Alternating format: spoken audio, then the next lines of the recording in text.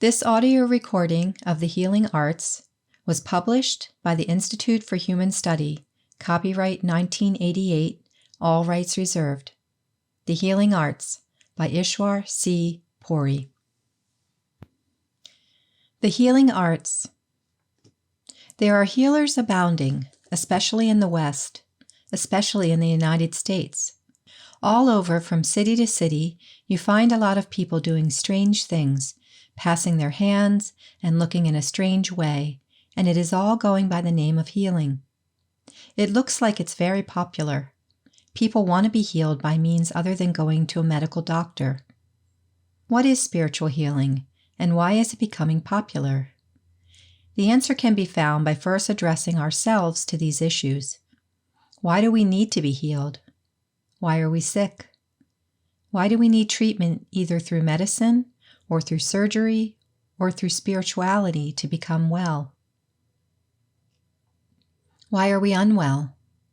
If we can find out why we are unwell, then we can find out what kind of treatment would be best for us.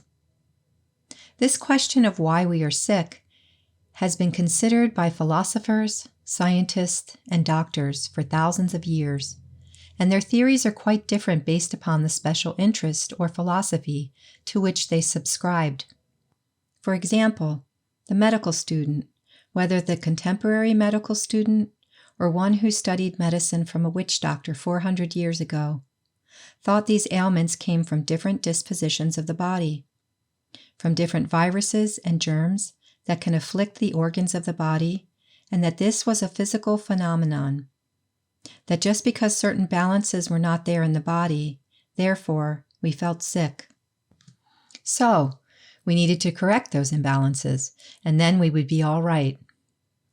The medical system that emerged from this philosophy of the material physicians was based upon correcting the imbalances of the physical body in order to make it healthy. There were many reasons given for why the balance of the human body could be upset, such as bad food, bad environment, bad relationships, etc., which had to be corrected through various means, and this was called the process of healing. It was after a long time that a physician in Germany named Samuel Hahnemann discovered that we were sick because of the vital force within the body. The living force took on a certain reaction to what was happening, either inside or outside, and therefore exhibited symptoms of sickness. Then medications or other systems were used to remove the symptom and sign of ill health. It was Samuel Hahnemann who first discovered that the symptoms are not illness. He said no doctor, no medical man knows what illness is. We only know what the symptoms and signs are which take place in the body, and from that we start jumping to the conclusion that we have found out what the illness is. He said for us to consider the symptoms and signs of the illness as only the language of the illness, but not the illness itself. This man later invented a new method to solve the problems of sickness, which was healing by the process of similarities. This method is still being used in some countries, including the United States, under the name of homeopathy. The principle adopted was, it is not altered pathos that will cure, but similar that will cure similar. That means, if you can artificially create symptoms or illness language in the body by any means, and those symptoms are similar to the language of real illness, the illness will disappear. The principle is very simple. If you take the deadly nightshade plant, sometimes called belladonna, from which atropine is extracted, and take an excess of it, your face will get a red flush and you will get a fever and a headache. Sometimes a headache is on one side of your head. You will be more affected on the right side. This will happen to any person who takes an overdose of the deadly nightshade. What Hahnemann found was that if the vital force was afflicted with similar symptoms, and if belladonna or deadly nightshade was given in a small quantity, the symptoms disappeared and the person became healthy. Thus he found that sickness is a result of the life force, the vitality in the body, not functioning in exact natural contour, and therefore, if you can do something to help the vital force to correct itself, just a little push if you give it rightly, it will correct itself. So the body was actually healing itself. It just needed a little push once in a while. The discoveries of Dr. Hahnemann and his philosophies are contained in his book called The Organon. His philosophy was shared by others, and this led to the introduction of preventive medicine. If you could provide a cure by giving in minute doses of something that causes ill health, then why could it not be given in advance to prevent ill health? We would not have to wait for the onset of sickness to provide the cure. Immunizations began, and smallpox was eradicated. Diphtheria, tetanus, and many other diseases that were fatal and killed people in the past were taken care of by following this program of immunization based upon that principle. Immunization programs are still used and are based on the same principle. However, the principle stated that the curative agent is not the medication. It is neither the medicine nor the immunization, but it is the vital force being urged to the recovery of the body. Another system was called allopathy. Allopathy means a change of pathos, an altered pathos, the altered feeling or state of a person. So if a person has a fever and is hot in the body and in the head, give something that will cool that person. Put some ice pack on the head, give internal drugs, medication, herbs, whatever you like, which create the opposite of the state in which the person is in. Thus came the treatment based upon the allopathic principle, or the principle of a different pathos, and this system prevailed for a long time. Even until today, modern medicine is relying mainly on this. But since what was used to alter the pathos often itself created a fresh sickness, there were then questions raised about the efficacy of such a system. If you gave a drug to a person to cure that person, then the patient could become sick from that drug. This healing has been quite popular because it is so objective. It doesn't even require our own participation. A doctor can give a prescription, and we can go buy it at the drugstore and feel that it's all right for getting rid of ill health or for healing ourselves. The history of medicine also includes the popular science of surgery.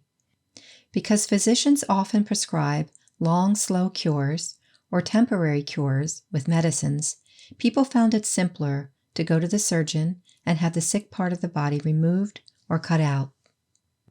Even with his training and education, the surgeon was thought of by some to be a licensed murderer.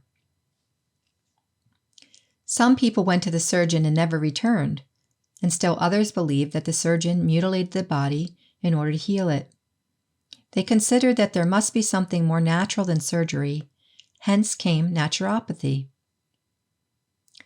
People wanted a more natural approach to healing.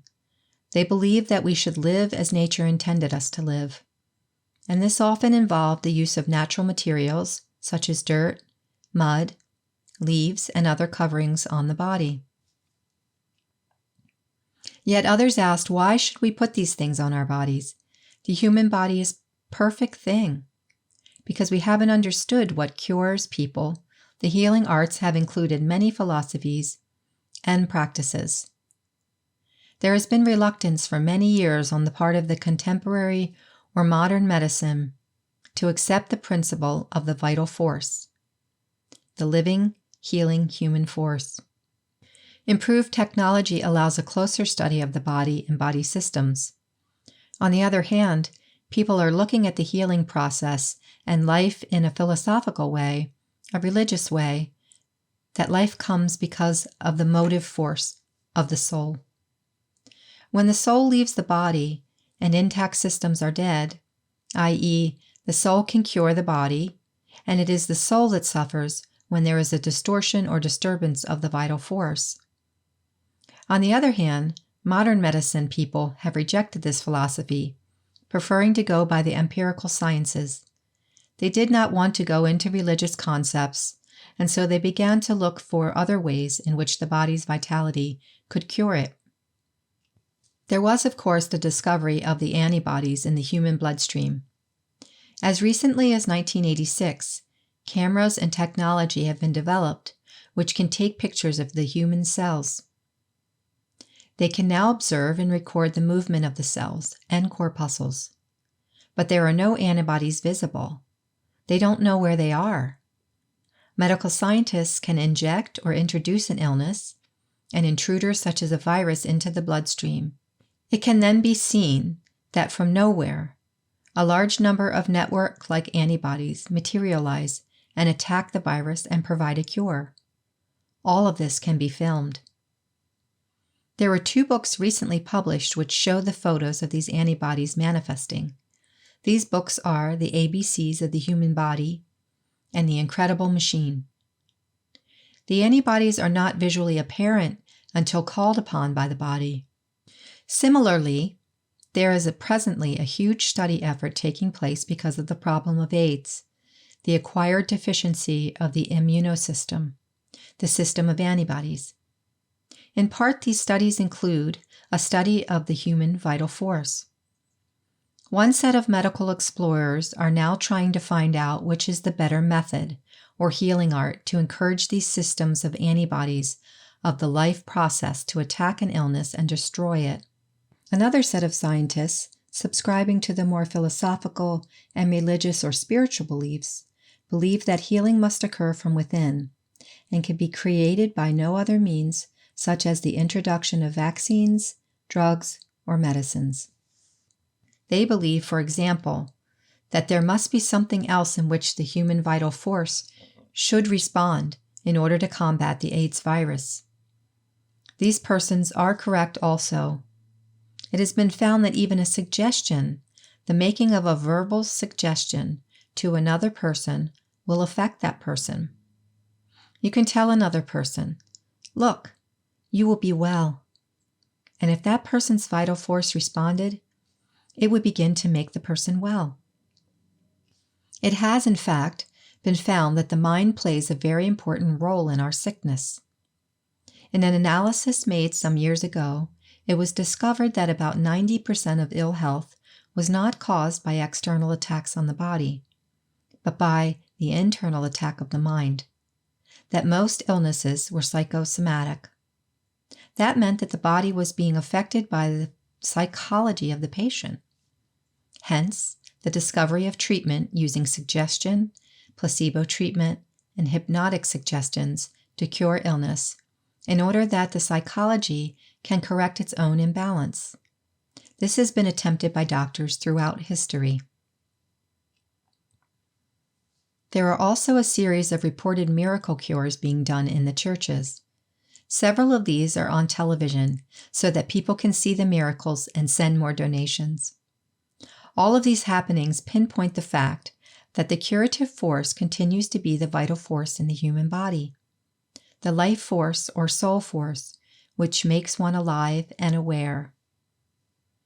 Whether you subscribe to the healing art of medicine, science, or to the more spiritual belief, all arise from the suggestions and psychological input. All rely upon the same thing in the human body for healing to occur.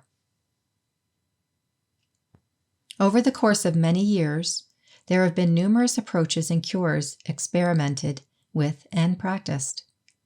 There are those people who said, to cure a person, we don't have to treat the whole body. The soul must be located in the head. Therefore, if we can manipulate the head at different points, we can cure any disease in the body. Others then said, the head is hard to control because of the cranium and bone structure, so let's go on to something better. Some would work with the human spine, others would grab the feet, hence chiropractic practices, reflexology, and many other systems of manipulation were developed. The Chinese practiced the method of acupuncture. All of these different practices were attempted in trying to trigger the response of the vital force in the human body in order to correct the malaise or illness. It's very easy to see how hypnotic techniques were introduced for those who believe in the power of suggestion. Through hypnosis, they believed they should be able to help people. Hypnosis, too, was thought to be a scientific development by the religious and spiritual groups.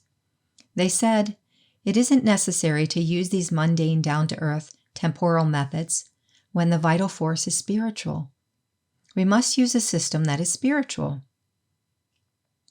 And so they began to use forces that they thought were spiritual, but they didn't know what spiritual was. Some believed spirits meant ghosts, and they sought the aid of ghosts. This led to witch doctors and witchcraft as a cure for illnesses. It is easy enough to see these things happening in the Middle Ages, but in many parts of the world today, these practices continue, even in some civilized countries. There are still many practices of voodoo, witchcraft, cultist suggestions, ghosts, and entities, because it is believed that these disembodied spirits are better qualified to cure people than we who are in physical bodies with all our limitations. Of course, to still others, by spirits, it means the kind of spirits that you can buy in a bottle to drown your worries. Look how our pubs and liquor shops have grown. Other drugs similarly alter the mind without a cure for the body. Even today, a large number of people believe that spiritual energy, which we possess, can be transmitted to be used for the healing of others. They further believe that only gifted persons have this energy or the use of it for healing others. Some people can evoke this spiritual energy and these experiences, and they are then employed to cure others. They find that these energies and experiences arise from various parts of the body, and they have, in the past, turned to other countries to learn more. They turned to China, to India, and to the East and the Middle East to find the sources of special energies, and they discovered yoga. For some, yoga meant turning upside down or locking the body in a strange lotus position, serpent position, and other animal positions. Sometimes this would work on the principle of allopathy, as the yoga took attention away from the illness. In their quest for learning, others were advised that yoga was a mental exercise only, the gathering of attention through energy centers called chakras. A very great interest was awakened throughout the world, particularly the Western world. People began to practice yoga of the energy centers or chakras, so that they could become great healers. And to experience the radiation of energy at these centers is a subjective experience. It has been done for thousands of years in the East. Now, these forms of energy were discovered and used for the power to heal. It was found that these energy healers could gather energy and use it to willfully, with volition, for healing others. But they also found that when the sick person was healed, to some degree the healer became sick, as if there was a transfer occurring. They were not really curing others, but simply sharing ill health through the psychic and mechanical transfer of energy. The study of yogic practices raised further question as well. They wanted to know wherein was the cure. Whether was there an advantage for anyone, the sick person or the healer? Why are we sick? Is sickness, suffering, pain, and ill health in the mind also? Is it in the sensory system or astral system? Where exactly is it? Where do suffering and pain come from, and who is responsible? Who makes us sick? Does God make some of us sick and others undeservedly healthy? People then went to the gurus, to the priests, to the yogis, the swamis, and asked, who is responsible for illness and pain? The answer came unanimously and was, you are responsible for your own sickness. Now, the people who had thought illness to be cured on a spiritual basis asked, if our illness is caused by oneself, then how can it be cured by another person? How can we know the cause of our own illness? They were instructed by spiritual leaders that our actions alone are responsible for our suffering and illness. When they asked, "Are you sure? We don't recall doing anything bad to deserve this illness," the reply was, "Are you sure, or have you forgotten? Can you remember what you had for breakfast 7 years ago? Then how can you remember what you did to have incurred the illness? Go back further." The seeker of the answers then asked themselves, "Let me see. Last year I did nothing truly bad. Nothing 5 years ago, not even 10 years ago. We can't remember doing something wrong 50 years ago, or 70 years ago, or 80 years ago." When asked, "How old are you?" one replied that he was but 60 years old. Then how can you remember something from 80 years ago? In a few cases, these strange answers gave rise to the fact that one could remember beyond the present lifetime, and that this was in line with the popular theory of reincarnation.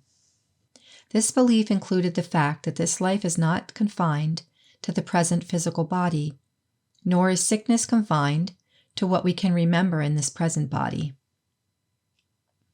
There may be actions from which we are responsible that have taken place prior to our taking this body, and the consequences of these actions do not die with the body, but continue to the next incarnation. Past life readers then made a lot of money with their readings. You could pay $15 for a reading and not be able to check or to confirm what you had been told by the reader. From these past lives, every problem that you might have could then be explained. Problems including illness, financial problems, marital problems, worries, and mental problems. Everything was found to be based upon past lives, and this was called your karma. As you sow, so shall you reap. Since you sowed the seeds in a time that you cannot recall, you have now eventually come to reap the consequences of your former actions. This popular theory was recorded as early as the Vedas, which has been dated by some back to 10,000 BC. Although karma operates in a series of lifetimes, karma can also be repaid in the same lifetime in which it was incurred. We can do something in this life and become sick because of it. We can also become cured of it in this lifetime. Sometimes the question arises, why are we so stupid as to continue to do these things? Maybe we didn't know that we were going to have another incarnation. Perhaps we didn't know that these actions, our karmas, are being recorded somewhere. Some people believe that we live simply for today. When we do things, we sometimes feel that because these are our own personal actions, that no one is watching them, no one is recording them. But there is a record being maintained of our actions. Our actions and our thoughts are recorded in order that one sequence can lead to another in a continuous chain of action and reaction. Karma becomes our destiny, and destiny includes additional karma, which again becomes destiny. It is a continuous cycle occurring. The yogis and mystics were asked, "Have you proof of these things? Or are you just speculating to keep us a little happy? Do we give cause to something that we cannot have access to?" The yogis answered, "No, you can have access. You can see the process fully. But very few people have access to the areas where karma is recorded. Most persons cannot even recall what they had to eat 3 weeks ago. But if certain input, information, and instructions were given to them, they could clearly remember. Some call this area of consciousness that we don't remember the subconscious, below the wakeful daily level of consciousness. Some call it the area of unconsciousness. Still, others refuse to call this area the subconscious because it implies a sub-level or subordinate level of consciousness. They believe the area of total awareness to be a superconsciousness. Do you have any idea about it? The yogis have used meditational techniques to discover the reality of their own consciousness beyond the reality of their bodies and minds. They have found that the mind and body were simply responding to what was recorded as karma. They further found that we are continually adding to our karma. When the yogis delved deeper into this matter, they found that the body chakras, previously thought to be spiritual centers, were not really spiritual centers at all. The chakras were not responsible for consciousness, nor were they responsible for karma. There is no record of karma maintained at the chakras, and the chakras had neither created nor cured any sicknesses or illnesses. This had been a great disillusionment for the many people who had practiced the yogas of the chakras. The people now learned that the chakras are only energy centers of the body and are reflected from the level of higher consciousness. These people then had to learn techniques of ascending to higher levels of consciousness and higher dimensions of experience. When there, they discovered that the 6 chakras did not represent the higher levels where the human vital force existed. You too can find that the physical level is the experiential level, where it is necessary to suffer pain and to experience happiness. It is in this physical body that we can make decisions, create karma, and avoid karma. In this human body, we can accept the Lord or reject the Lord, and even become ourselves a divine person. It is only the human physical body that provides these possibilities. Look at birds, animals, plants, and other bodies, and see that in the entire creation, it is only the human body that affords this experience. Sickness and ill health come from karma, and there is no other form in which karma can be created. An important clue in this discovery is the fact that a human being has the only form in which a decision can be made to do this or to do that. Responsibility and free will belong to no other species or form. So, you see that ill health, or distorted vital human force, is a direct result of the decisions taken by the human being through the mental process. This process is then called karma. Karma is created only when we deliberate and make a decision. It's our own consideration of what is good and what is bad, our discrimination. What is happening around or about us is happening of itself, without our decision, and for these things we are not responsible mentally. This also explains how readily the human mind can create karma, transfer karma, and take up karma. It is a mental game and not a physical game at all. It is not the body that goes through karma, but the mind. It is the mind that creates karma, suffers karma, creates a distortion of the vital force, thus creating sickness and ill health. When you can go within and see the link between the mind and the total pattern of karmic creation, you will also find everything recorded there. Even reading the record of karmic creation is not a spiritual experience. This remains an experience of the mind, and any healing that takes place at this level is not spiritual healing. For real spiritual healing, one must go beyond the realm of the senses and energies into a spiritual region where the mind cannot go. Most people still ascribe their ill health to the bodily changes without realizing that the body changes according to the vitality that also changes within it.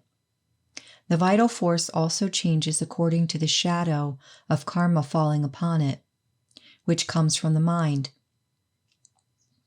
This explains why autosuggestion helps in healing, and why hypnosis and psychic things can also affect our health. Do you know what can happen if you go above the levels of the mind and karma? There is a state of being at the higher levels called love, and it includes intuition and a perfect knowledge. If you look at the teachings of the perfect masters, you will find that they have taught the same thing. They have said, don't go after the little tricks of the 6 chakras below, of these energy centers. Don't be fooled by the beautiful colors and experiences and think that this is spiritual experience. Don't waste your time. You've not gone higher, but lower to the energy chakras. We are already awake and our consciousness is operating from behind the eye center. Look out through your eyes and know that you are already at this level. Don't go downward from there to find spirituality and truth. For now, we have to pay our karma by going through these processes of ill health, and we should cheerfully pay for it. If a physician charges us a fee, we then owe it to the physician, and we should quickly pay all of the bills and get well. In this way, we can pay off our karma and be rid of the sickness. A yogi in India used to say, "I don't want to go through 7 days of medication. I will pay 7 times the fee to the physician and get well in 1 day." He also said, "I'm not paying the physician for the medicines, I'm paying him for the karma." While we are here, we have to do the best that we can according to the norms for healing and the healing arts set around us as part of karma. This karmic healing has been accepted as an axiom of the process of falling sick and the process of healing, and has been used as a philosophy to expound the healing process in the Eastern tradition for centuries. The Western students have looked to the East in the recent years for several answers to their questions, including answers regarding spirituality. Western students have found yogis, swamis, mystics, and men of enlightenment who just by giving a small piece of ash could cure the seemingly incurable and chronic diseases. Many of these students believed that maybe it was the power of the mind that was the spiritual healer. They then began to practice in this country the tradition of psychic healing, and healing by forces other than the material medicines that were traditionally taken to correct imbalances in the body. These people then began a very popular practice of using psychic powers, conscious powers, and the movement of their hands upon the patient's body to create what they thought were the processes of real spiritual healing. I have met many of these people. Some look healthy, but most of them look ill and unhealthy themselves. The thoughts came to me, "Physician, heal thyself. Healer, heal thyself." Before you can go out to heal someone else, you must first heal yourself. If you were to privately ask spiritual healers in this country this question, "Why are you so sick?" many would tell you that they do a lot of healing and that a lot of energy transference takes place. They say that a lot of karma from the patient comes back upon them as healers and that they must suffer for it now. Some very important and well-known spiritual personages who can perform miracles have told me that when they heal someone through psychic powers, they themselves become sick. They believe that if the patient does not pay for the karma with the sickness, then someone else must pay the karma and become sick. What kind of spiritual healing is this? This is not real healing, but many people feel it is easier, does not require visits to a physician, and nor does it cost any medical bills. The healer passes their hands, they pray, and they think that they have healed someone.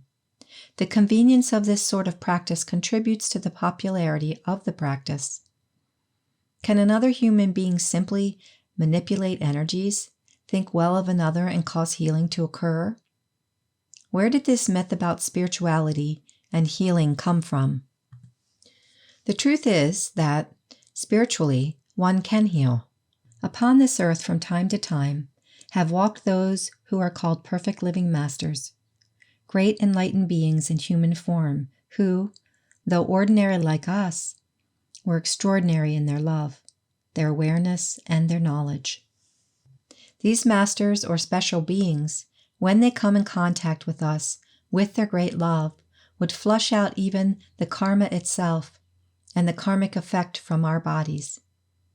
These masters could come and actually destroy the karma from our life. and thus heal us through their love and higher awareness. They did not come and operate from the level of psychic powers. They did not operate from the vital force. They, further, did not operate from the chakras to cure us, but from the highest level of consciousness. They operate from the level of love. And when you are touched by their love, you are healed. It is this secret that we are trying to use in calling the psychic experience as spiritual experiences, and the psychic healing as spiritual healing. When a person uses love of the highest order, as did these mystics, one does not take on any karma, but destroys the very basis of karma. Actually, the basis of karma is the existence of a causal system in which we feel that we have free will. The law of karma includes the notion that we are under an illusion of free will, and that we can make our decisions and perform actions of our own volition. When we make decisions based upon free will, we then begin to create and accumulate karma. Actually, it is untrue that we have free will, but since most of us believe that we have free will, we believe also that we have karma, and so the effect of karma comes our way. The whole package is an illusion, but we go through it as though it were real. It looks real. Free will looks real, and certainly the lack of health and sickness looks real. When we try to operate within this illusion, we have to use illusion against illusion to get rid of an experience. When these highly evolved masters come, they operate above the laws and level of karma. They come and they touch us in their own spiritual way through love. It is in this matter that they destroy the basis of the illusion which creates karma, free will, and ill health. Spiritual healing cannot be attained by simply attending a few workshops and courses, or by a self-initiated course of studies. Spiritual healing means the healing with the spirit, with the soul, and not with the mind. One cannot heal with the planning of intellect that says, I can do this.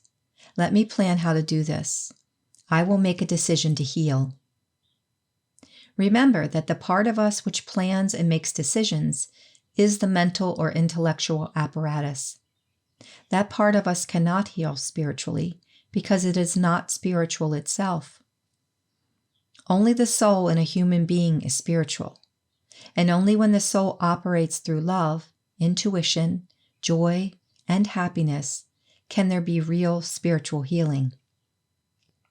People have often asked me, if you feel that spiritual healing is really a spiritual phenomenon and arises from the soul, what can we now do?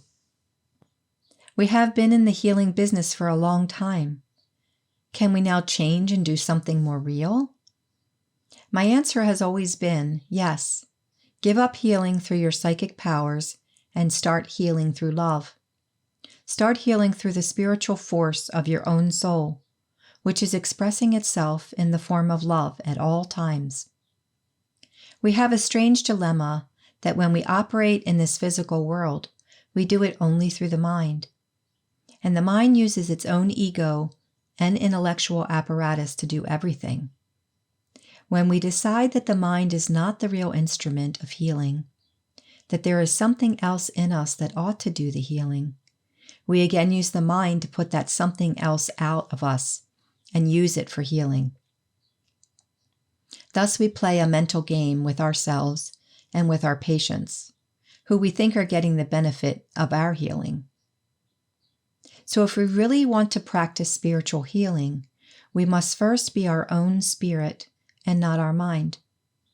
One cannot be a spiritual healer unless one accesses one's own soul or one's own spirit. Unless one can know one is spiritual, one cannot be a spiritual healer. Therefore, let us give up all this sham of being spiritual healers, when all we are doing is just using certain psychic powers, just using powers of suggestion, powers of the mental faculties. Let us give up all of this and become real spiritual healers by healing with love. One who can heal with love alone is a spiritual healer.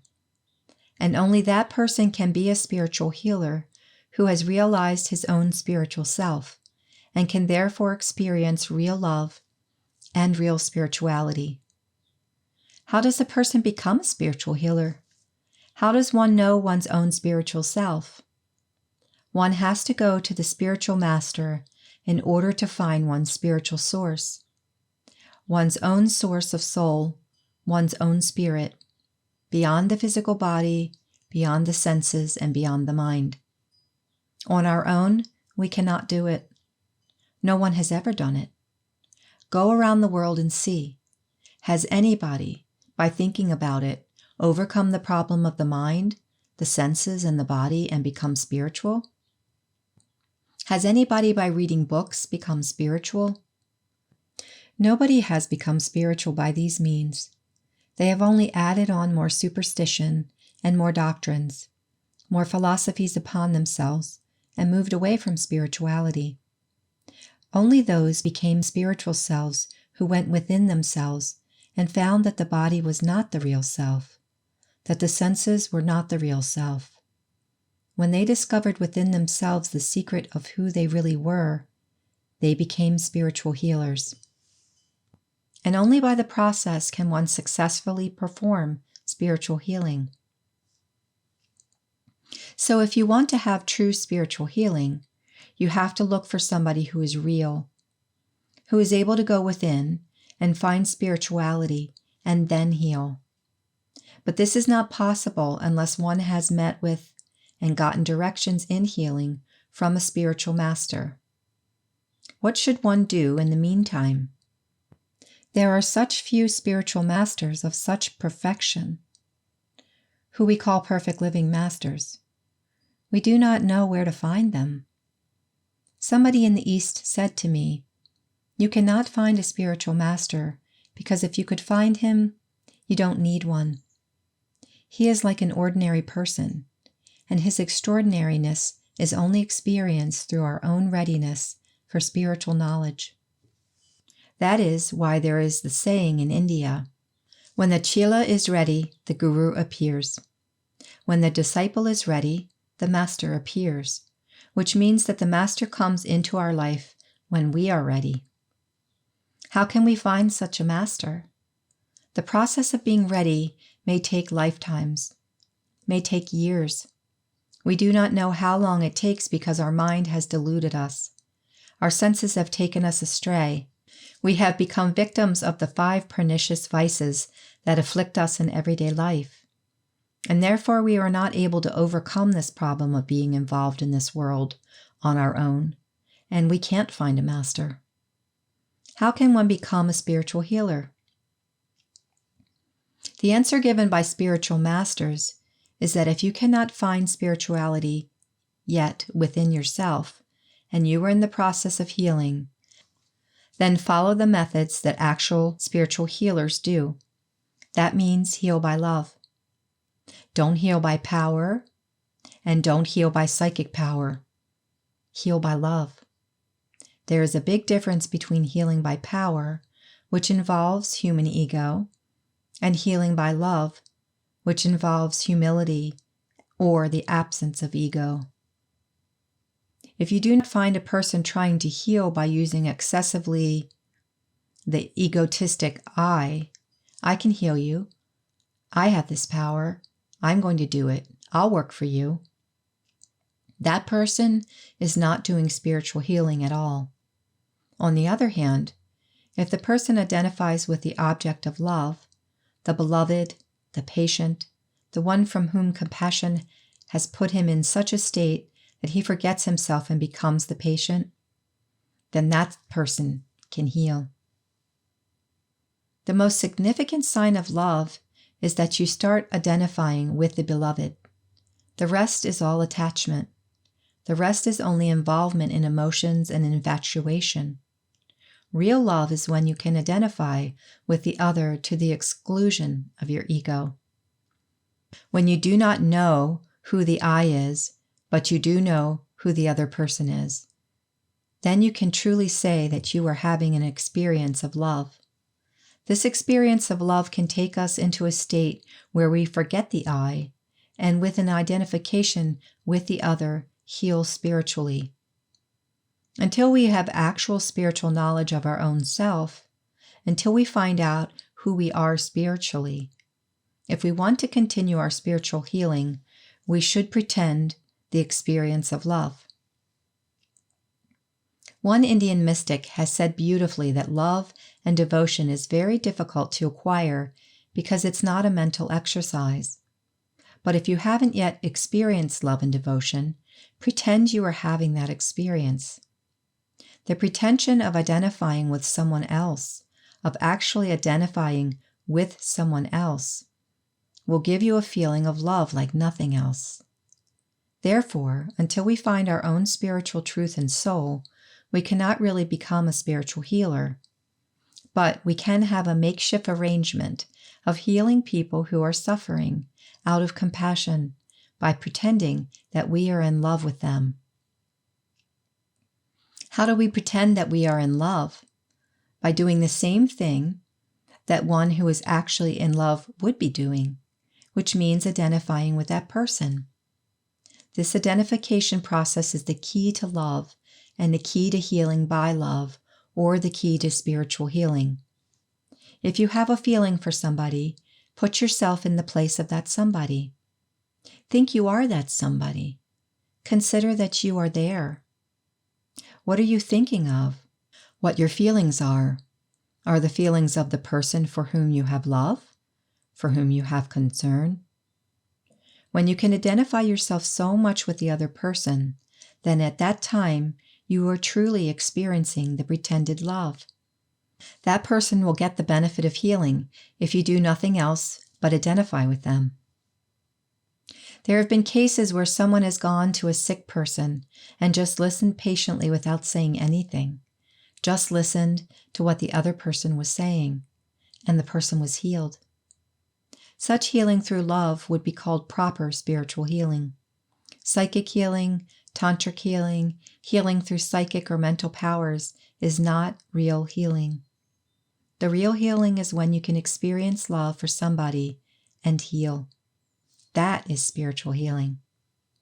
So I would conclude by saying that when we look at the history of the healing arts and we come to spiritual healing, we find that the best spiritual healing available today is the healing through love. And since we don't really have love, we call attachment love, we have to look for somebody who can teach us the nature of love, who can tell us the distinction between attachments and love. The mystics speak of that love which makes you forget yourself, which identifies you with the beloved, which makes you go into those higher regions, which puts the mind in second place, which puts the ego in second place. If you want to experience that kind of love, go to the mystics and learn it from them. We can't learn this love from those who are not experiencing it. We must experience this love in the presence of the mystics, who themselves are not only living in the consciousness of love, but in whose company we can experience that love. And when we experience that love, it flows from us also. The more time we spend with the mystics, the more we are infused with the spirit of love.